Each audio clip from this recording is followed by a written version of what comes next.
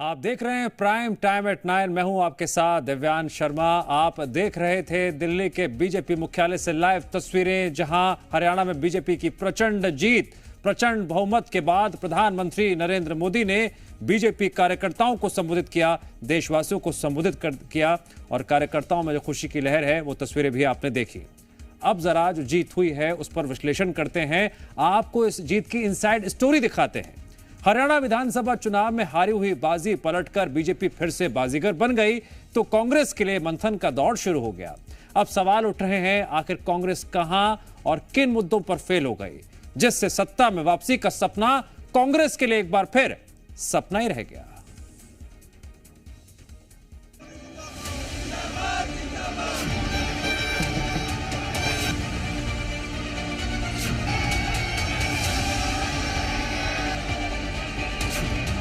हरियाणा विधानसभा चुनाव में आए चौंकाने वाले नतीजों ने सभी सियासी पंडितों को हैरान कर दिया है।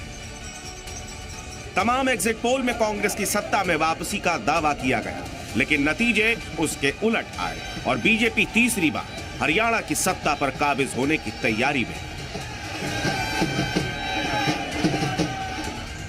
आखिर कहां पार्टी मात खा गई, इसमें सबसे बड़ी बात कांग्रेस की अंदरूनी कलह और चुनाव के लिए बनाई गई रणनीति बताई गई, जिसका असर नतीजों में नजर आया। जानकारों के मुताबिक पूर्व मुख्यमंत्री भूपेंद्र सिंह हुड्डा और सांसद कुमारी शैलजा के बीच मतभेद, कांग्रेस कार्यकर्ताओं के बीच में भारी गुटबाजी, मुख्यमंत्री पद को लेकर दावेदारी, कांग्रेस में जाट दलित समीकरण का फेल होना और गैर जाटों के साथ मुख्य रूप से अन्य पिछड़ा वर्ग की तरफ ध्यान न देना बताया गया। जगह की कोई बात नहीं, सबकी अपनी अपनी जगह होती है और हम कांग्रेस पार्टी के सिपाही हैं। कांग्रेस जो काम हमें देती है, जितनी जिम्मेवारी देती है, उसको हम निभाते हैं। मैं अपने लिए तो कह सकती हूँ कम से कम, I am a true soldier of the Congress party. देखो, पार्टी के सिपाही हैं, इसमें दूरी नजदीकी का कोई मतलब नहीं, सब अपनी अपनी जगह काम करते हैं। किसान आंदोलन के बाद जाटों में बीजेपी से नाराजगी, जिसकी वजह से इस चुनाव में कांग्रेस मुख्य रूप से जाटों पर निर्भर दिखी, जो आबादी का करीब 22% हिस्सा है। इसके साथ साथ करीब 21% दलित और अल्पसंख्यक वोट, जिसमें मुस्लिम और सिख शामिल हैं, उन पर भी कांग्रेस की निगाहें थी। इसका फायदा कांग्रेस को जरूर मिला, लेकिन बीजेपी ने गैर जाटों और मुख्य रूप से अन्य पिछड़ा वर्ग को एकजुट करने पर ध्यान केंद्रित किया, जिनकी करीब 35% आबादी है, और इसी का फायदा बीजेपी को हुआ, जिससे हारती हुई बाजी को पलटकर बीजेपी फिर से बाजीगर बन गई। ब्यूरो रिपोर्ट, जी मीडिया। हरियाणा में बीजेपी ने तीसरी बार सत्ता हासिल की तो चंडीगढ़ से लेकर दिल्ली तक बीजेपी नेताओं के चेहरे खिल गए।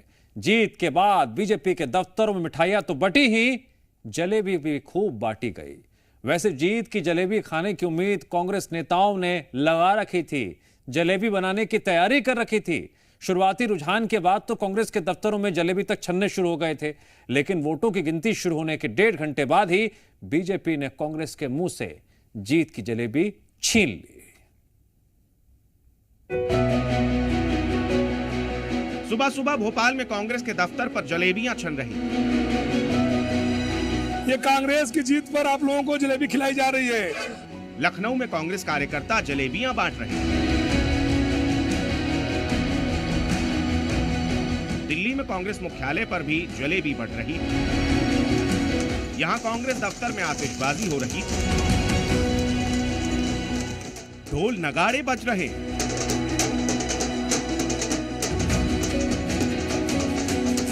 ये तस्वीरें उस वक्त की हैं जब सुबह सुबह हरियाणा के चुनावी रुझान आने शुरू ही हुए थे।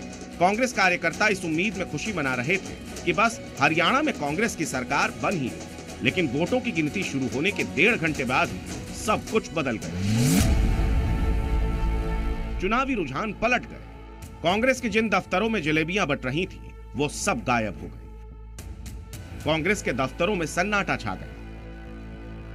बीजेपी कार्यकर्ता हरियाणा में हैट्रिक की खुशी में एक दूसरे को जलेबियां खिलाने लगे। कार्यकर्ताओं की खुशी इसीलिए भी थी क्योंकि बीजेपी ने कांग्रेस के मुंह से जीत की जलेबी छीनी। हरियाणा में बीजेपी ने हैट्रिक कैसे मारी, अब इसे भी समझ लीजिए। वजह नंबर 1, लोकसभा चुनाव में पहले मुख्यमंत्री बदलने का फैसला रंग लाया। वजह नंबर 2, बीजेपी ने नए उम्मीदवारों को मौका दिया। वजह नंबर 3, जाट वोटरों का समर्थन मिला। वजह नंबर 4, आंतरिक कलह पर पार्टी ने लगाम लगाई और वजह नंबर 5 लाडो लक्ष्मी योजना का भी फायदा मिला। मैं हरियाणा की 2 करोड़ 80 लाख जनता को मैं दिल से प्रणाम करता हूं, उनका दिल से धन्यवाद करता हूं कि हरियाणा की जनता ने, हरियाणा के गरीब ने, हरियाणा के किसान ने, हरियाणा की महिलाओं ने, हरियाणा के युवाओं ने भारतीय जनता पार्टी के कामों के ऊपर तीसरी बार मोहर लगाई है। मैं हरियाणा की जनता का दिल से बहुत बहुत आभारी हूं, दिल से धन्यवाद करता हूं। सुबह सुबह कांग्रेस के भोपाल दफ्तर में जलेबी छन रही थी तो दोपहर में बीजेपी के राजस्थान कार्यालय में जलेबियां छनने लगी। हर बार जब कोई पार्टी जीतती है तो उसके समर्थक लड्डू बांटते हैं, लेकिन इस बार जलेबियां बांटी जा रही हैं। आखिर जलेबियों की चर्चा अचानक से क्यों होने लगी? दरअसल पिछले कुछ दिनों से सोशल मीडिया पर भी जलेबी ट्रेंड कर रहा है। इसकी वजह है कांग्रेस सांसद राहुल गांधी का जलेबी पर दिया गया एक बयान। ये जो आपकी जलेबी है पूरे हिंदुस्तान में जानी चाहिए और उसके बाद बाकी देशों में, अमेरिका में, जापान में अलग अलग रूप लेते हुए इसको दूसरे देशों में जाना चाहिए। तो अगर इनकी जलेबी बाकी हिंदुस्तान में जाएगी, बाकी दुनिया में जाएगी, तो शायद उनकी फैक्ट्री में एक दिन 10,000, 20,000, 30,000, 50,000 लोग काम कर सके। वहीं से जलेबी पर कांग्रेस और बीजेपी में मीम युद्ध शुरू हो गया था। राहुल गांधी की जलेबी फैक्ट्री पर लोगों ने मजाक उड़ाया तो कांग्रेस भी उस पर जवाब देने में पीछे नहीं रही।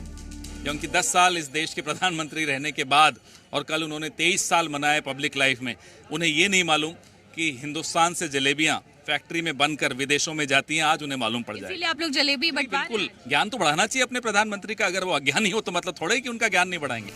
पवन खेड़ा जब जलेबी को लेकर प्रधानमंत्री मोदी पर निशाना साध रहे थे तब तक उन्हें भी नहीं मालूम था कि आज कांग्रेस के लिए जलेबी मीठी नहीं बल्कि फीकी रहने वाली थी। वाराणसी में तो बीजेपी कार्यकर्ता हरियाणा में बीजेपी की जीत पर जलेबी वाले गाने पर जमकर थे और एक दूसरे को जलेबियां खिलाई।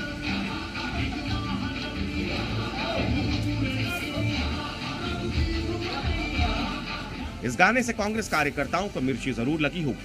हरियाणा में तीसरी बार जीत दर्ज करने के साथ बीजेपी ने उन तमाम एग्जिट पोल्स को भी आईना दिखा दिया है जो हरियाणा में कांग्रेस को बहुमत मिलने का दावा कर रहे थे। हरियाणा के चुनावी नतीजों ने तमाम एग्जिट पोल्स की भी जलेबी बना दी। दिल्ली से रविंद्र कुमार और अंजलि सिंह के साथ ब्यूरो रिपोर्ट, जी मीडिया।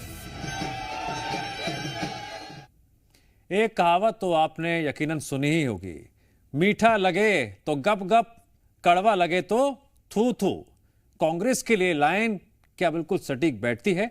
ऐसा इसलिए कह रहे हैं क्योंकि जब जब सुबह हरियाणा के चुनावी रुझान उसके पक्ष में आ रहे थे, कांग्रेस मुख्यालय में जश्न मनाया जा रहा था।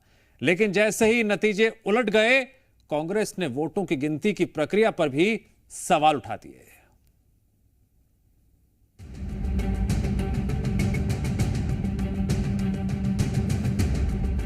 हरियाणा और जम्मू कश्मीर की चुनावी तस्वीर अब पूरी तरह से साफ हो गई। हरियाणा में बीजेपी ने जीत की हैट्रिक लगा दी।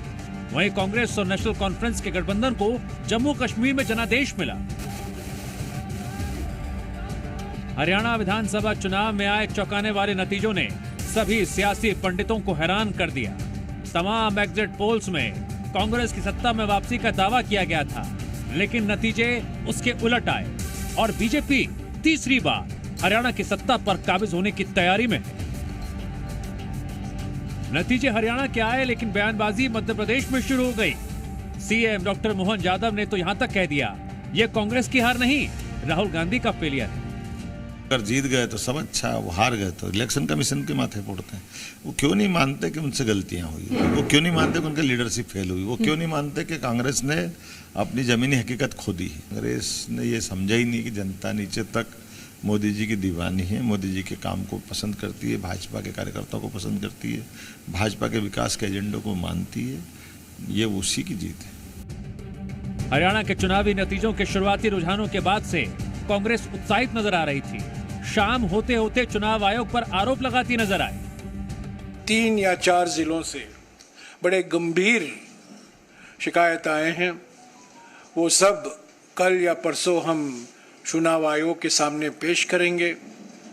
पर मैं फिर से दोहराना चाहता हूं हरियाणा के चुनाव के नतीजे अप्रत्याशित हैं, आश्चर्यजनक हैं और इसको हम स्वीकार नहीं कर सकते, क्योंकि ये लोकतंत्र की हार हुई है और तंत्र की जीत हुई है। हरियाणा में बीजेपी ने हैट्रिक लगाई, जम्मू कश्मीर में दो लड़कों की जोड़ी ने कमाल किया। अब देखना होगा हरियाणा और जम्मू कश्मीर के नतीजों के बाद भारतीय राजनीति में क्या बदलाव देखने को मिलता है। ब्यूरो रिपोर्ट, जी मीडिया। अब बात जम्मू कश्मीर के चुनावी नतीजों की करते हैं। दरअसल जम्मू कश्मीर का मुकाबला त्रिकोणीय नजर आ रहा था, लेकिन जनता ने कांग्रेस और नेशनल कॉन्फ्रेंस को क्लियर मैंडेट दे दिया। इस चुनाव में धारा 370 का मुद्दा एपी सेंटर में रहा, जिसे लेकर सभी दलों का अलग अलग स्टैंड दिखाई दिया था। लेकिन अब सवाल यह है, जम्मू कश्मीर के जो नतीजे सामने आए हैं, उसका धारा 370 पर क्या असर पड़ेगा।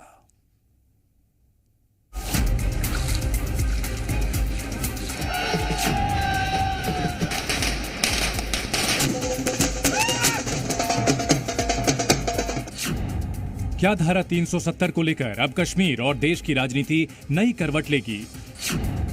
क्या एक बार फिर धारा 370 के मुद्दे पर नए सिरे से सियासत शुरू होगी?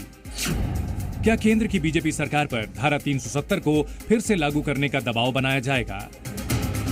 ये वो सवाल है जिनके जवाब के लिए अभी कुछ महीनों का इंतजार करना पड़ेगा। दरअसल धारा 370 हटने के बाद जम्मू कश्मीर में पहली बार विधानसभा चुनाव हुए। बीजेपी को इस ऐतिहासिक फैसले से काफी उम्मीदें थी। चुनाव प्रचार के दौरान भी घाटी में खत्म हुई पत्थरबाजी और विकास का मुद्दा गूंजता रहा। बीजेपी ने इसका क्रेडिट धारा 370 हटाने के फैसले को ही दिया। वहीं दूसरी तरफ थी नेशनल कॉन्फ्रेंस और कांग्रेस की जोड़ी। नेशनल कॉन्फ्रेंस शुरू से ही धारा 370 को फिर से लाने की बात कह रही है। चुनाव में नेशनल कॉन्फ्रेंस ने धारा 370 का मुद्दा उठाया, फिर से धारा 370 बहाल करने की बात कही, तो कांग्रेस ने पूर्ण राज्य के दर्जे को लेकर केंद्र सरकार को घेरा। आपका शेड्यूल आपको वापस दिया जाए। अब जम्मू कश्मीर चुनाव का नतीजा सामने है। धारा 370 हटने के बाद पहली बार जनता ने अपना मैंडेट दिया है। नतीजा आते ही फारूक अब्दुल्ला सामने आए, इशारों में ही धारा 370 के फैसले पर निशाना साधा। जो हमारा मंशूर है उसमें सब कुछ लिखा हुआ है कि हम लोग कौन से इकदाम करने वाले हैं। वो दोनों रीजन्स के लिए होंगे। लोगों ने अपना फैसला दिखा दिया। लोगों ने यह साबित कर दिया है कि जो इन्होंने इकदाम 5 अगस्त को किए थे वो लोगों को मंजूर नहीं है। इस बात में कोई दो राय नहीं है कि नतीजों से सबसे ज्यादा उत्साहित नेशनल कॉन्फ्रेंस है।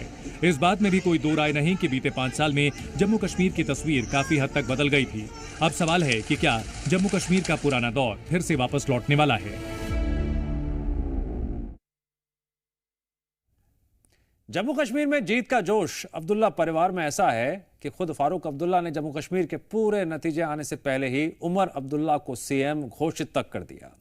उमर अब्दुल्ला पहले भी जम्मू कश्मीर के मुख्यमंत्री रह चुके हैं, लेकिन सवाल यह है, क्या अब कश्मीर में उमर अब्दुल्ला सरकार चलाएंगे या पिक्चर अभी बाकी है।